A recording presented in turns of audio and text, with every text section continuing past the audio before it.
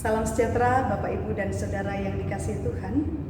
Senang berjumpa dengan Bapak Ibu dalam acara Sapaan Gembala GKI. Saya Pendeta Widya Astuti dari GKI Kosambi Timur. Bacaan kita pada hari ini diambil dari Amsal 6 ayat 6 sampai ayat 11 yang mengatakan demikian. Hai pemalas, pergilah kepada semut. Perhatikanlah lakunya dan jadilah bijak. Biarpun tidak ada pemimpinnya, pengaturnya atau penguasanya, ia menyediakan rotinya di musim panas dan mengumpulkan makanannya pada waktu panen. Hai pemalas, berapa lama lagi engkau berbaring? Bilakah engkau akan bangun dari tidurmu? Tidur sebentar lagi, mengantuk sebentar lagi, melipat tangan sebentar lagi untuk tinggal berbaring. Maka datanglah kemiskinan kepadamu seperti seorang penyerbu, dan kekurangan seperti orang yang bersenjata. Bapak, Ibu, dan Saudara yang dikasihi Tuhan, bekerja merupakan kesempatan terbaik yang Allah berikan kepada manusia agar setiap manusia dapat membiayai kebutuhan dan keinginannya. Kejadian 3 ayat 19a mengatakan, dengan berpeluh engkau mencari makanan. Dapat dikatakan bahwa konsekuensi diusir dari Taman Eden adalah bekerja. Kata kerja dalam bahasa Ibrani adalah abad dan aboda, yang artinya melayani atau pelayanan kepada seseorang yang statusnya lebih tinggi. Maka jelas tujuan kerja adalah untuk pelayanan atau melayani. Dalam hal ini pelayanan kepada manusia dan Allah dengan tujuan untuk memuliakan Allah. Bapak, Ibu, dan Saudara yang dikasihi Tuhan, hari ini kita hendak belajar firman Tuhan dari Amsal 6 ayat 6 sampai 11 dengan tema belajar dari semut. Amsal 6 ayat 6 sampai 11 merupakan satu bagian dari berbagai macam nasihat yang disampaikan oleh penulis Amsal. Menariknya, bagian ini menjadi kritik tajam terhadap pemalas, orang yang tidak mau berusaha dan kerjanya bersantai-santai. Amsal memberikan nasihatnya dengan memperlihatkan kehidupan semut yang dapat dijadikan pelajaran, terutama tentang kerajinan dan kerja keras. Pesannya sederhana, singkat, jelas tetapi menokok. Mungkin kita bertanya-tanya, mengapa kita harus belajar dari semut? Pelajaran yang didapatkan dari semut adalah, pertama, semut hidup dalam koloni besar dengan pembagian tugas yang rapi antar anggotanya. Ada semut yang bereproduksi, pejantan, penjaga, dan para pekerja.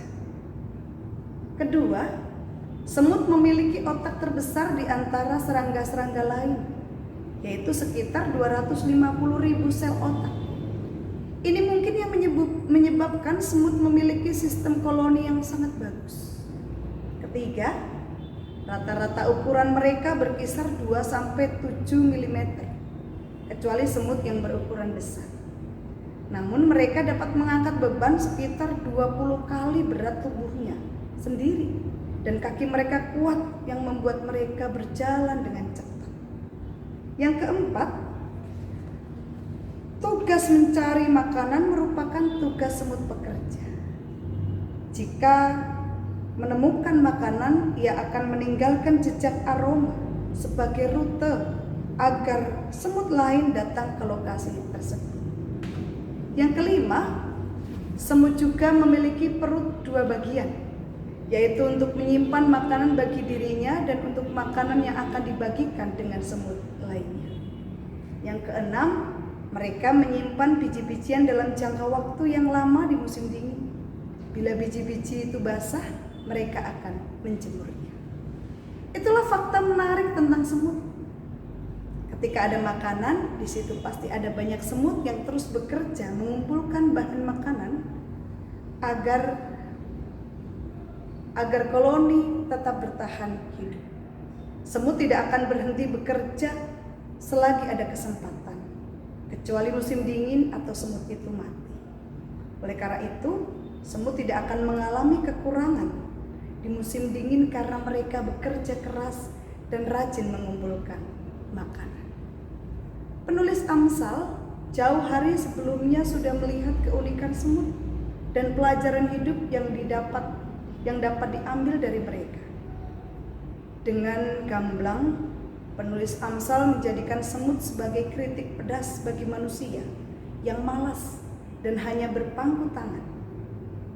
Kerajinan dan kerja keras semut menjadi contoh telak bagi manusia yang tidak mau berjuang untuk dirinya sendiri.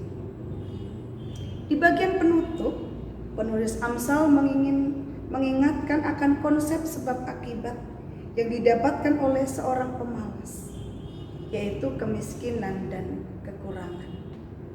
Seorang pemalas dan tidak mau berusaha keras bagi hidupnya sendiri harus siap sedia menanggung akibat dari kemalasannya itu, yaitu kehidupan yang menderita, miskin, dan kekurangan. Kata-kata yang dapat disampaikan adalah masa depan adalah milik mereka yang menyiapkan hari ini. Kesuksesan hanya diperoleh melalui kerja keras dan keuletan. Insinyur Ciputra pernah berkata, ada orang yang melihat tapi tidak memperhatikan. Ada orang yang memperhatikan tetapi tidak mengerti. Ada orang yang mengerti tapi tidak melakukan. Ada orang yang melakukan tetapi tidak memiliki jiwa entrepreneur. Seorang entrepreneur sejati adalah dia yang 10 kali jatuh tapi 11 kali bangkit. Kiranya Tuhan menolong kita dalam pekerjaan kita, dan biarlah melalui pekerjaan yang kita emban, kita dapat melayani sesama dan memuliakan nama Tuhan. Tuhan memberkati. Amin.